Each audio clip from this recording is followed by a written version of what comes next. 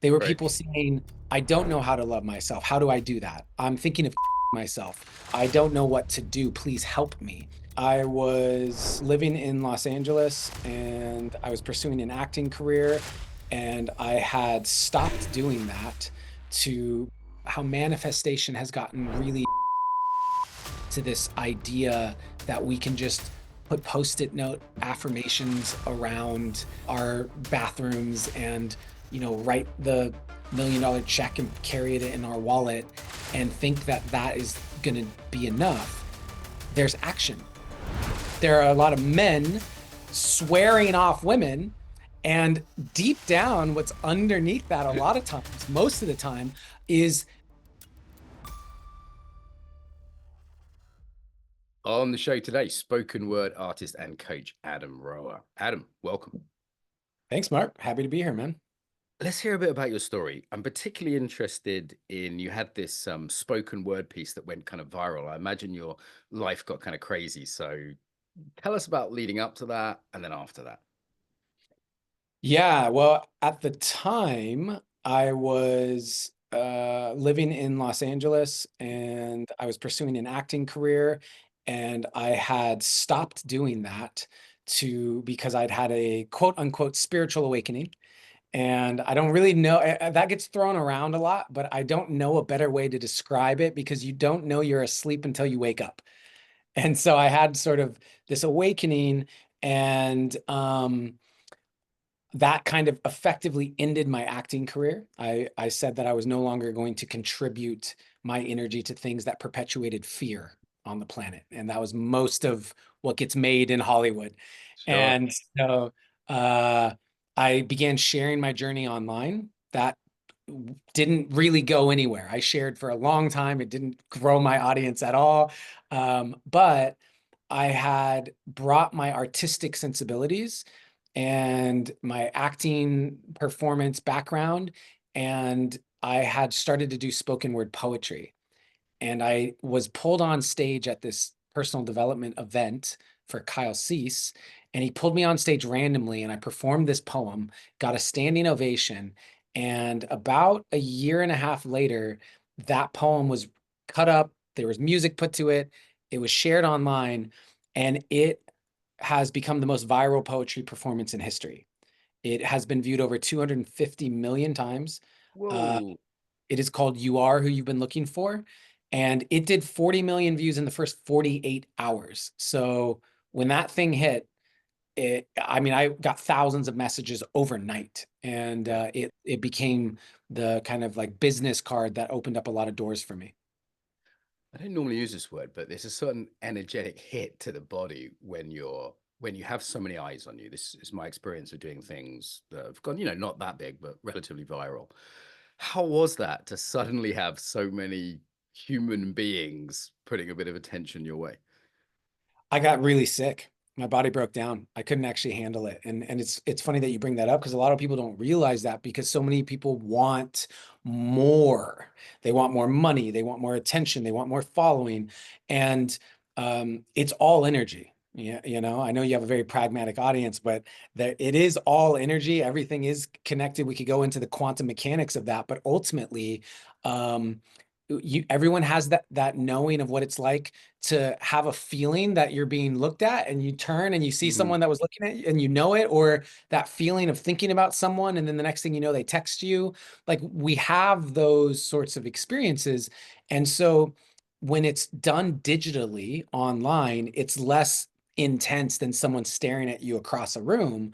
But when you multiply that by millions and millions and millions of people, it's a similar effect. And that energy suddenly being on me at that time, my system overloaded and I got incredibly sick. And for about 5 days, I had to hole up in a room. I was in Bali at the time and couldn't let light in. Like, I had to block out all the light, the curtains, the light hurt my eyes. I was shaking, shivering. It was a really intense period. Yeah, I've experienced it as a very visceral, tangible stimulation. Like I remember a couple of times going to bed when I knew kind of videos were kind of hitting on the views, and it was like a rush. And the other thing I noticed with it is a potential trap of just massive ego. My sense is often with these things, I'd get ego inflated, smashed down to size, and then gradually grow into that over the next year or two into whatever size that was. But that was not always a pleasant process for me. I don't know how you found it. I wound up dropping into the deepest depression of my life, actually. And so it was really interesting because it was within a 6 year period of time, I became a millionaire. And then my poem went viral 6 months after that. And so this year was um, like I hit these mountaintops. I hit these mountaintops, and on paper you would think, wow, this is stuff I've wanted forever. And yet I went and dropped into the darkest time of my life. And one of the biggest reasons was because, so this poem, You Are Who You've Been Looking For, that poem is about self-love. Yep. That's what the whole message is. And so when it got so many views, it was doing millions of views a day for a long time. Uh, I was getting all these messages from people, most of them saying, I'm so grateful. Thank you. This is awesome. 90% of them. But 10% of them were people who were asking for help. They were Right. people saying, I don't know how to love myself. How do I do that? I'm thinking of killing myself. What do I do? My husband beats me. My so and so abuses me. I don't know what to do. Please help me. And I realized at that time a very important lesson, which was I had put out this message, but I didn't have anything to back it up. Meaning, I had said, okay, the secret is self-love. Treat yourself like someone you love. But when people said how, I didn't have an answer. And that made me feel as if I was a huge fraud. And suddenly I had all of these requests for help. And I was actually feeling as if some of these people might go and commit suicide because I didn't have an answer to help them. And it dropped me into a really, really dark depression. But it ultimately, the silver lining to that is that dark depression forced me to understand and go through the process to actually love myself. And so that poem, in a weird way, brought it full circle back to I had to learn how to love myself, go through the process of pulling myself out of a suicidal depression so that now, if anyone asks me those questions, how do I love myself? I actually have an answer. Nice, nice. It seems like the world's gone on a bit of a sort of self-love, self-care journey the last 10 years. 10 years ago, it was kind of rare to talk about, particularly in Britain, people were quite skeptical, quite cynical even around it. Um, I've found as a coach that it's incredibly helpful for people to learn that. Like so many of the coaching issues come down to I love the client till they can love themselves a bit better. And I'm also seeing now, so I'm like, thank God this is on the radar. And thank God people are saying it's more than bubble baths and massages, right? There's a sort of maturing of that conversation in the last years. I speak to that in your poem, actually. And I'm also seeing sort of hashtag self-care, hashtag self-love, kind of bit of an excuse for narcissism in some circles. It's become a little bit of like, fuck everyone else. I'm the most important thing in the universe. Yeah, any thoughts on that journey the world is making and maybe overshooting? Yeah, well, there's an interesting um, sort of paradox around it to me, which is that you, Mark, are simultaneously the least important and most important person on the planet. Without you, you have nothing. Like you are necessary for you to have any kind of experience. And simultaneously, if you are gone, this all continues without you. You will have no impact on this thing keeping going or not. And I love that life is a paradox because I believe that when we find a paradox, that's as close as we get to God. That is the divinity. The whole thing is a cosmic joke where God is in the sinner and the saint. And God, whatever word you want to use to describe that, right? But just the totality of spirit and that thing that is beyond us. And so there is a need for us to prioritize ourselves to a high degree, put the oxygen mask on first, right? And simultaneously, what I've found is that the path to joy is service. And so the nourishment and the love that we pour into ourselves and learn how to hold healthy boundaries and learn how to voice our truth and go after what we want and not accept people who treat us as less than, um, that journey is healthy when it is in support of a path of service. And that's how I've found it to kind of create the reciprocal loop that Mm. feeds the world and feeds ourselves. It makes a lot of sense. I'm always cautious when I'm putting out messages because I'm aware there's different audiences. So some audiences, it's like, I don't know, talking to a family member, it'd be like, learn how to ask for what you want. This is a good thing. My girlfriend just asked me to pick her up a cappuccino on my stroll before I came on this podcast. I'm like, that's great. I have a girlfriend that can ask for what she wants. This is level one, this is brilliant. And then I also see people who are so in the personal growth culture, maybe in Thailand or Bali, and I don't see much service. I don't really. I see a self-involvement, and that you're the most important thing in the universe could be a kind of a dangerous message, even if it's only half the message. Yeah, Thoughts? well, I mean, you spoke to places like Thailand and Bali, and I am admittedly one of the people who have done has spent a lot of time in the hippie hot spots, Yes, as me I too. call Me them, too. Costa Rica, Tulum, like Oh God, Tulum. list them all off. But I see a like those places, Bali in particular, Thailand in particular, they're places that people can go and pretend. Yes, it's a They, cosplay. they It's a cosplay. Yeah, absolutely. They run away from reality to a place where they can put out content on the internet that makes it seem like they're crushing it, but they're living on $1,500 a month and they're not really earning too much. Their business is not succeeding, but they are able to present something different, and they found a place that supports that in a community, um, that is scared to own the realities of being human, is the way I would describe it. And what I mean by that is there are a lot of people Mm, who mm. who say money's the root of all evil. We shouldn't be greedy. You shouldn't want material things. But the truth is, there's a deep wound because they don't know how to make it. They Yes, don't know yes, how, if they wanted to, they could not get their business to work. They could not attract clients. They could not XYZ. And yes. it's so what it's easier to do is say, this is wrong.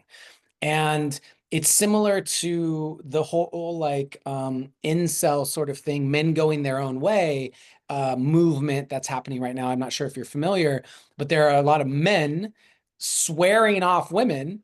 And deep down, what's underneath that a lot of times, most of the time, is they have been hurt and they don't Yeah.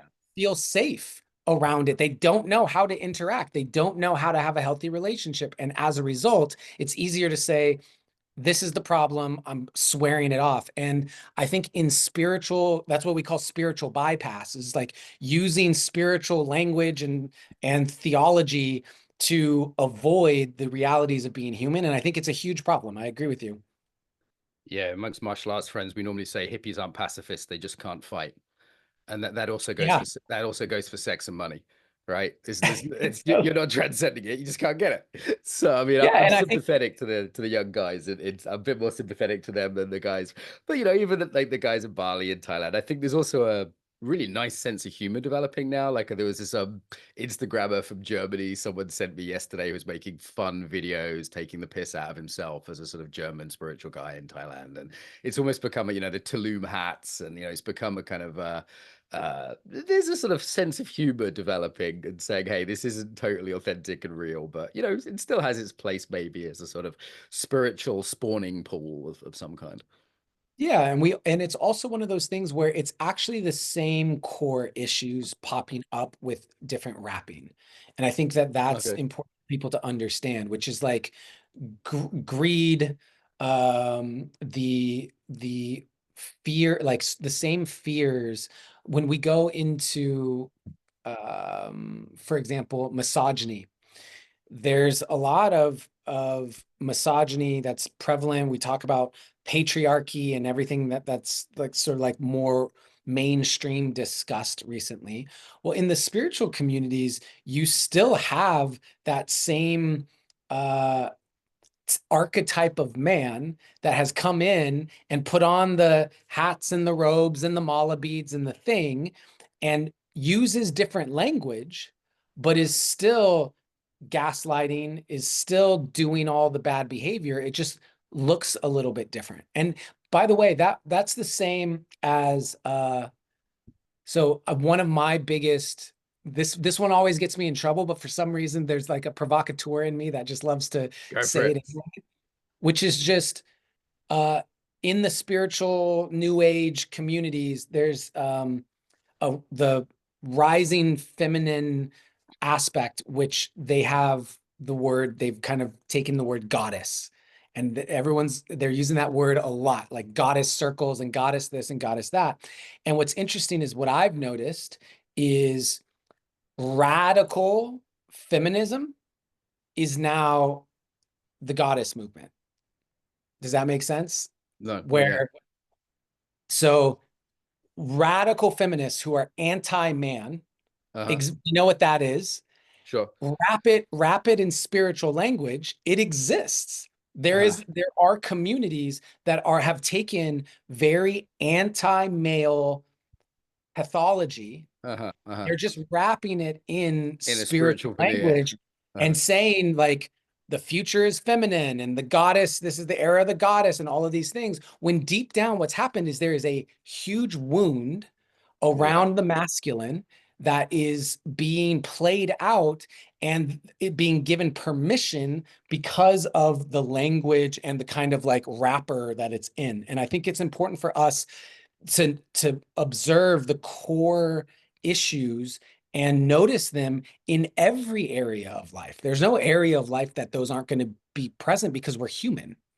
Nice. Nice. Yeah, some shadows coming up in different ways. Let's go back to money. So you're like many interesting guests, hard to pin down. Artistic entrepreneur, for example, I think would that be a fair kind of summary of you? And without putting you in a box, you've got your entrepreneurial coaching side, business side. You mentioned to me that I hope you don't mind me saying on air that you had a $1 million client, was it, for coaching? You're Yeah. clearly comfortable with money. And you're an artist, and artists often are broke. Often artists do struggle with money. Van Gogh died penniless. This is they're almost in opposition. And for example, George Cao, I like, who teaches ethical marketing, says, sometimes you're in your artist, sometimes you're in your entrepreneur, and we have to mold those two together in the space we're in. Let's talk about money. Why is that such a big problem for many people in the counterculture space, particularly? Well, I think that, I mean, there's so many layers to that. I lead an incubator program called the Artistic Entrepreneur. And the premise of it is that there are some major misconceptions that prevent artists specifically from being abundant in their lives. And one of the biggest ones is that artists believe that creating art is all about freedom. Like, to be an artist, you need to be free to No express boundaries, it. no borders, don't cage me in, man. Right, exactly. And that is actually not true. Every artist needs limitation in order to create. Yes. Every guitarist needs a certain amount of frets. Every painter needs a certain size canvas.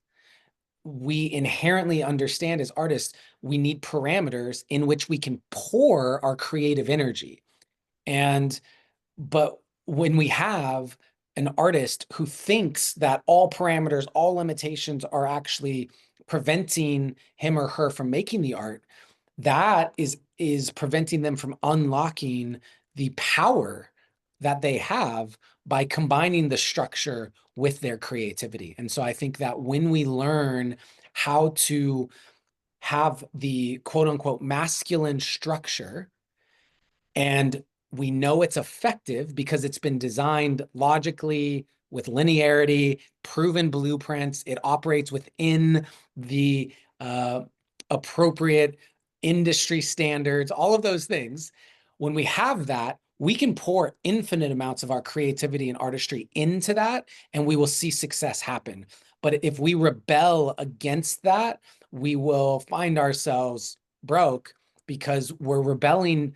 We think we're rebelling against society or the industry when really we're rebelling against the laws of creation. You need both. You need the masculine and the feminine for creation to occur. Certainly something within the counterculture world, but I'd say even in the mainstream world, this sort of addiction to freedom, it's liberality, really. I can't have any borders, there's no rules, I want complete freedom. It's a very childish position. And when you look at, say, the lives of many great artists, they often have quite strict routines. For example, they go for a walk for an hour every morning, or they always get up and write 20 pages before breakfast. There's a lot of containment there. Yeah, discipline. I think discipline is the single most important thing that will determine someone's success. And whether you're an artist, whether you think you're not artistic at all and you're very business minded, whatever it is, you're an athlete, Mm. whatever it is that you want to be successful at, discipline will determine that level of success, in my opinion. What does that word mean to you? Because some people hear discipline, they feel like, I'm hitting myself with a stick or something, unpleasant. I have a different take on it. I bet you do too. So what is discipline to you? Discipline is um, the integrity that you have to honor your commitments to what need to occur for you to get to where you want. Mm, nice, nice.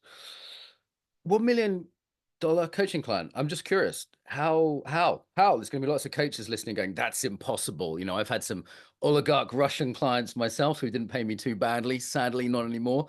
How do you get a $1 million coaching client?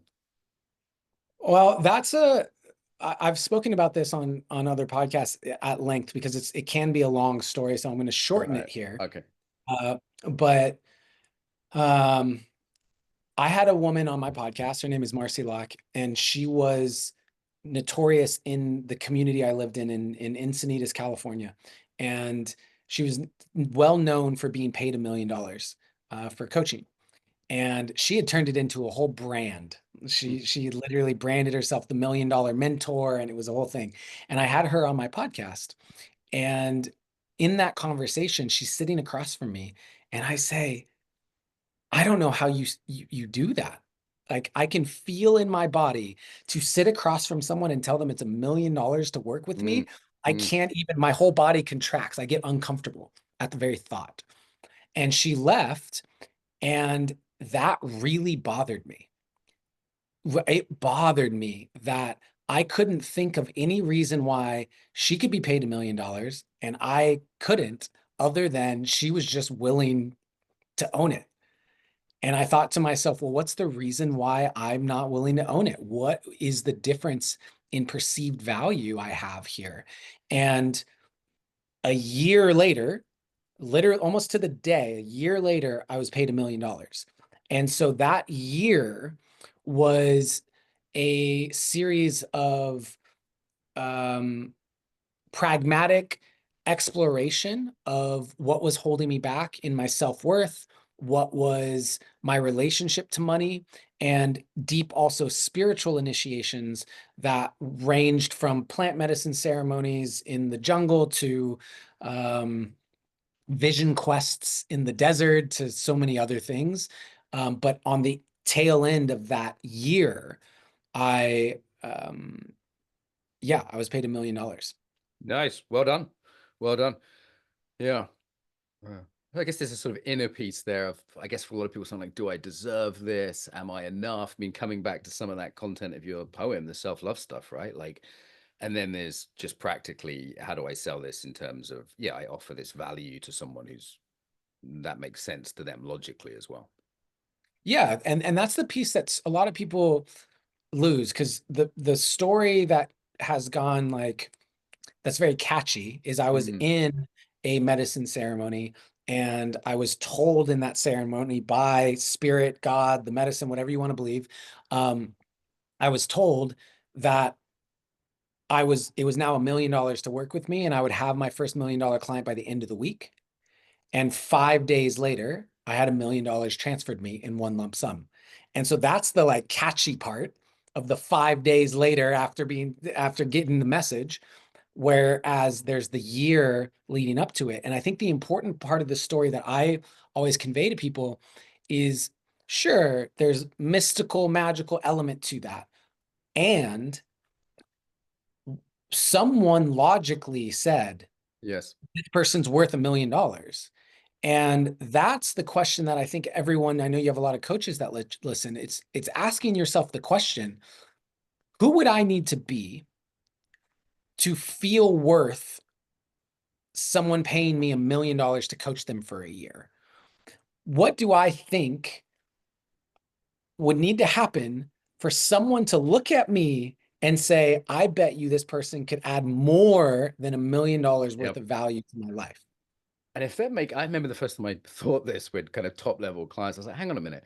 There was a client talking about buying, I remember the number, 26 ice cream factories in China. It's a very specific thing. I remember it. It's like, and I went, I didn't know the figure, but I was like, that's going to be a lot of money. And they're actually in a group training I was doing for this particular company. And I remember thinking, anything I say, if it improves what they're doing 1%, is now worth millions. And that's when the light bulb went off. Like, it's logical for them to have a good training, or, in this case, or a good coach, because their decisions are worth that much money. And if they're like, if they make a slightly better decision, that immediately pays for itself. So that was the logical piece for me. And then there's the sort of emotional inner piece as well. Yeah, I sometimes think, if I was going to coach Elon Musk, what would I charge Elon Musk, right? And the answer that I have at this point in time, and it's conceptual, but this is what I believe I would do, is I would figure out how much he makes in an hour, and then I would charge him $1 more than he makes in an hour Nice. for an hour of time. And I would explain to him, I was like, this needs to be something that you're investing in, that you feel will actually lead to more value, not something where you could show up. It doesn't matter if it works or not because you made more money on the call than like the results themselves. And so our relationship to money is important to look at because, again, I've said it, I think everything is energy, and money will amplify intention.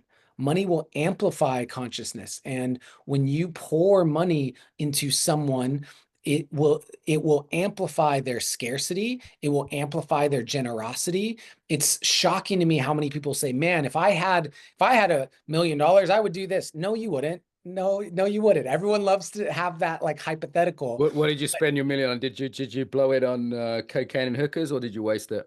How did you know? Is it just I'm a cliche? No, I started a nonprofit for kids called Surrendered Artist. We teach kids how to use art to process their emotional experience, which is a huge personal thing for me because I have a repressed memory of abuse from my childhood because I didn't know how to process my experience. So I started a nonprofit. I bought my parents a house so that they could retire. And then I created a YouTube reality show that I put out for free called The Art of Choosing Love. I heard And, about that. Heard about that. Yeah. and then I launched a online community during COVID completely for free that people could join. We put on a live streamed health, wellness, and personal development class every single day. And really that's what I did with it. Nice. I don't own my own home. I don't live in a home. I'm still a nomad. I don't own a car. I travel with a single suitcase. So, the material stuff is not really as interesting to me as being able to pour the money into the purpose. Have you been I guess they call it a digital nomad for a while? It seems like you've been in different locations. You're in Spain today, like moving around. Has that been your lifestyle for a while? 7 years. 7 years. I've done it for a bit. I've definitely spent winters abroad, for example, in Tulum and Madeira. Done that kind of piece. Lived out of a bag for a while.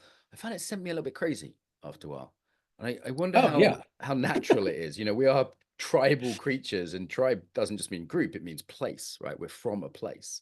Um, how is it psychologically to do that? I think it's really hard. I don't think most people could do it. And I don't say that to like pat myself on the back. I don't even know if it's something people should aspire to. It's just been I was in a 10-year relationship. That relationship ended in early 2018. And then I hit the road and I haven't found the place I want to call home yet. And Uh-huh. so it's it's also coincided with I get a lot of opportunities to speak. I do speaking engagements for corporate clients, big conferences, things like that. I lead my own retreats and work with one-on-one clients. And right now I'm in Spain because I'm writing a book. So it blends my professional with my personal very well. And yeah, I will say that I'm looking for home. I really Mm, would desire to find a spot that I want to plant roots and be for years. mm, nice. You mentioned a breakup.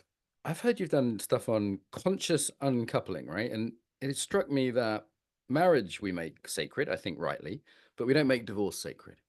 And half the people that get married get divorced, so it's it's a pretty common thing, or the equivalent if they're not getting officially married, break up, long-term partners. I say half my friends are not with the people they had kids with originally. We don't have any rituals or structure around it. We don't have much beauty around it. So I'd love to hear you talk a little bit about how we can bring a little bit more ethics, sanity, and beauty to uncoupling. Well, I created a course called The Art of Breaking Up. And it's an online course that I made because I feel that most people misunderstand the breakup process. And that's at the core of what we're talking about. I feel when people go through a breakup, they are often um, thinking, how do I get over this person? How can I move on? Right? That's the That's the goal. language. That's the language. Yeah. Yeah, yeah. After a breakup, the goal is to move on, to get over them. And that that process is misunderstood. And so let me try and break this down into the way that I perceive it, which is that, again, going to the idea that everything is frequency, everything is vibration and energy.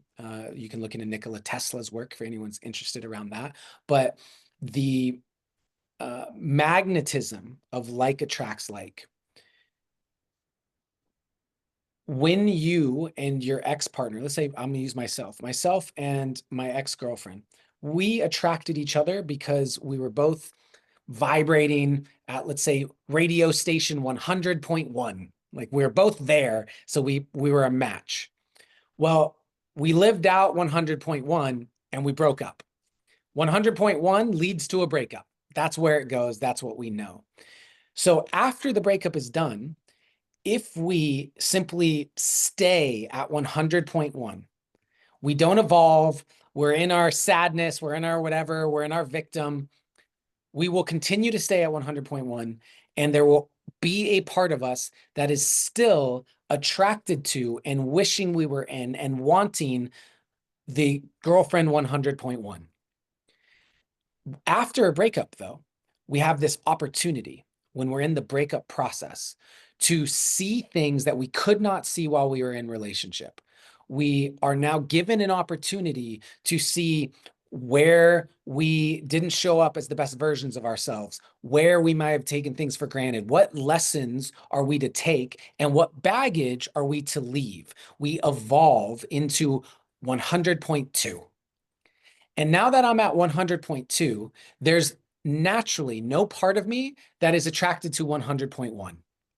I will never date 100.1 ever again. I am now at 100.2. And now I will I will move on from my ex because I have no more interest in 100.1. And this is what people often say, well, what, like, there's a part of me that still wants to get back together. There's a part of me that still loves them. It's like amazing. You cannot get back together at 100.1. You know it leads to a breakup. If you have any chance of getting back together, you will take the lessons, leave the baggage, become 100.2. She or he will do the same thing. And guess what? At your new frequencies, you're a match. And Mm-hmm. that gives you an opportunity to go into it again. But I see too many people that in the relationship and stay the same versions of themselves. And doing that will keep you in a loop of what if, what could have been, what should have been, Mm, because you're still lamenting the loss of someone that you won't get over until you evolve. mm. So what's your advice? Someone's out there, that's great. Someone's out there, they're listening, they've gone through a painful breakup. Maybe they're still framing it as I need to move on. You know, it's a grief process in some ways, right? What would be your sort of top tips? Is ugly, but top tips for a person in that situation?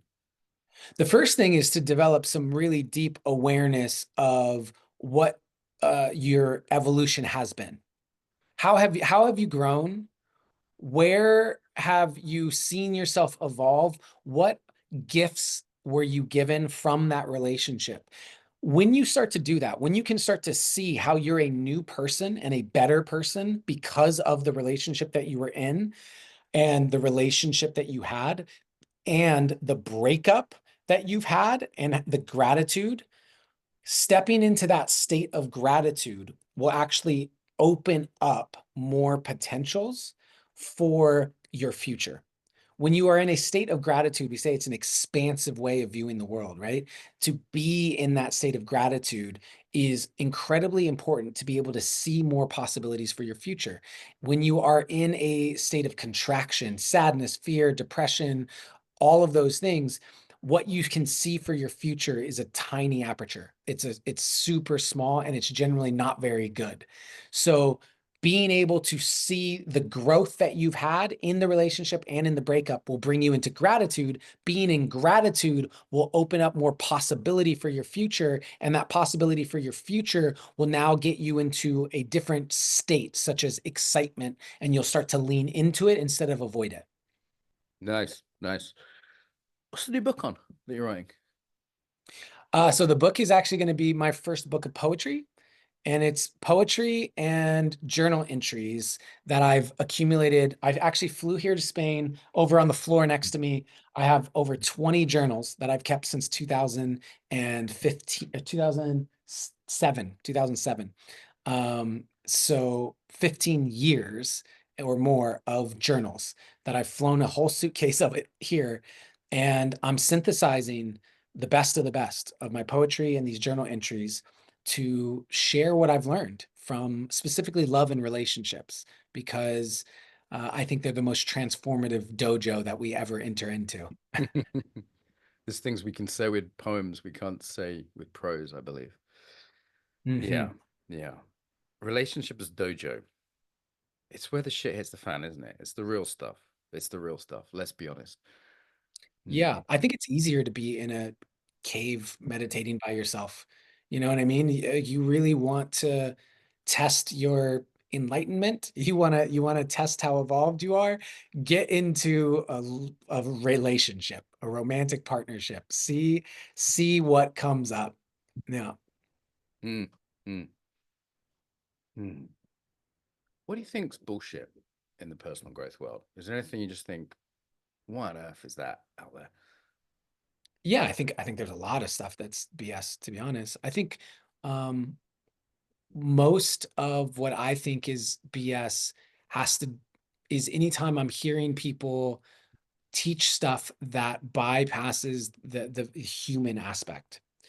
And one example of that is like the manifestation, how manifestation has gotten really bastardized to this idea that we can just put post-it note affirmations around our bathrooms and write the $1 million check and carry it in our wallet and think that that is going to be enough.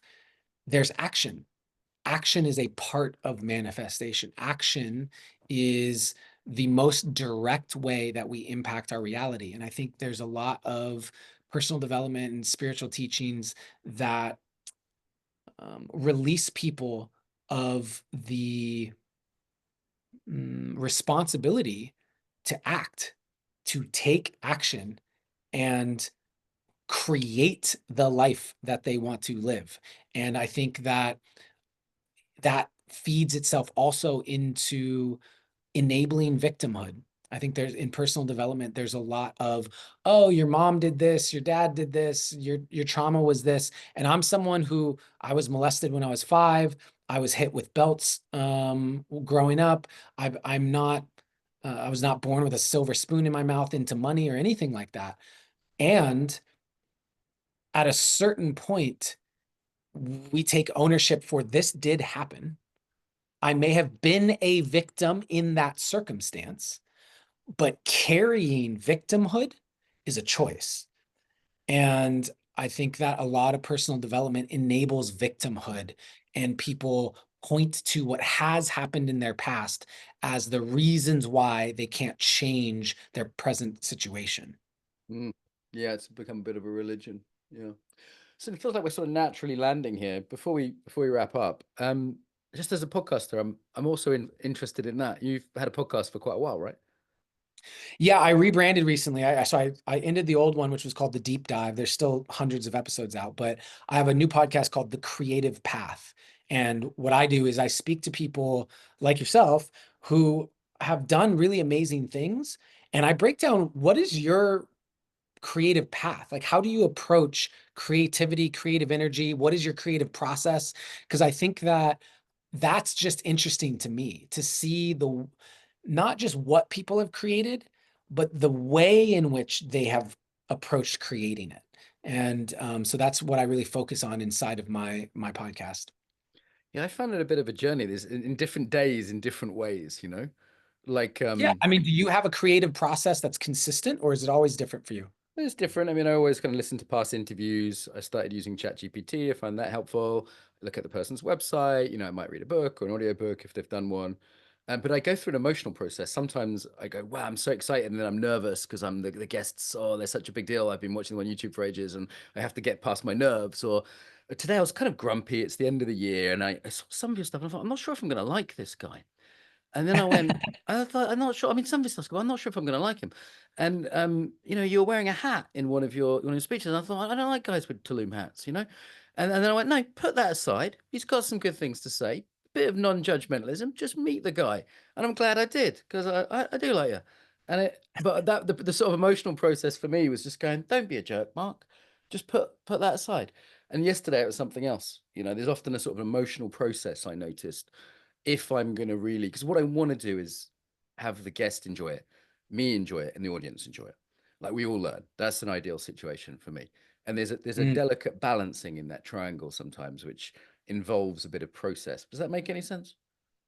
Yeah, well, it reminds me of my time as an actor and something that I apply now as a keynote speaker, which is that I really believe that everything is happening for us. For whatever our intention is, life is giving us the ingredients we need. So if you're looking at my stuff and going, I'm grumpy and I don't know that I'm going to like this guy, I think there's something useful to that for the interview. And Yeah. so if I'm Yeah. getting, so when I'm if I'm getting on stage, for example, and I'm really freaking grumpy and angry, I'm going to not say, wow, I should be happy and excited. I'm going to go, okay, how do I bring that energy into this? And it would have been cool. Like maybe there was a part of you that's like, let me ask this guy like, I don't think I'm going to like him. And so let me bring that energy. And then we get into kind of like a fiery discussion that's No, as soon really, as I met you, I had a different sense of you, but I'm glad I was present. I'm glad I was like paying attention to the actual person in front of me and not the image in my mind. You know what I mean? As soon as I met you, I was like, well, oh, cool, this could be fine. Like, I just let it go. well, it's funny because I have another custom hat. All of my hats are custom. So I have another one being made right now. I'm Well, about to you turn, I'm I'm about to glad. I'm turn glad you 40. weren't wearing it when you came on. I've got a hat prejudice. I was just in Austin, and there was a whole section of the organic supermarket where they were selling sort of the hats, and Yeah. so you've got a new But hat being made. to me though, like if you see so many of my videos, I'm wearing a hat. Almost always when I'm on stage, I'm wearing a hat. And the reason is because I find it to be uh like professional athletes put on a uniform. Sure, sure. I put on a And jacket so sometimes. Yeah, yeah, yeah, like what you were wearing a jacket at the start of this. yeah, There's yeah. some things that we do, and when I put the hat on, I go, it's game time. No, it And makes sense. it puts me in this energy where I'm ready to now step on stage. There's like a hat does kind of scream like, look at me, right? Is Yeah, there's yeah. like a Just rock look at stars me. have hats for a reason, right? Like Yeah, it's yeah. a yeah. Yeah. So it puts me in the Listeners, energy of that. Like I'm ready to be seen. I'm ready to be like, you can look at me now. I'm putting the hat on, you know?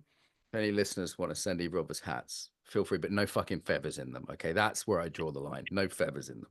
You're gonna love this. I think I'm gonna put a feather from my shaman in this hat. Oh no, no, no! I liked you, and now you've ruined it with the 5 minute I show. thought you would love that. It's right up your alley. You know, it's good. It's good to challenge yourself. So maybe I should get a hat with a feather in. Adam, this has been fun. I've enjoyed this. Is for listeners, and we're recording this. It's the second from last thing I'm doing before my Christmas break, and it's that I'm in sort of dark English December. Normally I have all of December off, but I've pushed it to Friday the 13th at time of recordings. So this could have been way worse for everyone. Adam, I've enjoyed it. Where do people find your stuff? Where do they go? Yeah, Instagram is my primary platform, adam.roa, ROA. I have a podcast, the Creative Path Podcast. I have a website, adamroa.com, and I have a YouTube channel. I put out a lot of content. So anywhere, everywhere that you find me, hopefully there's something that can serve you. Thank you, Adam.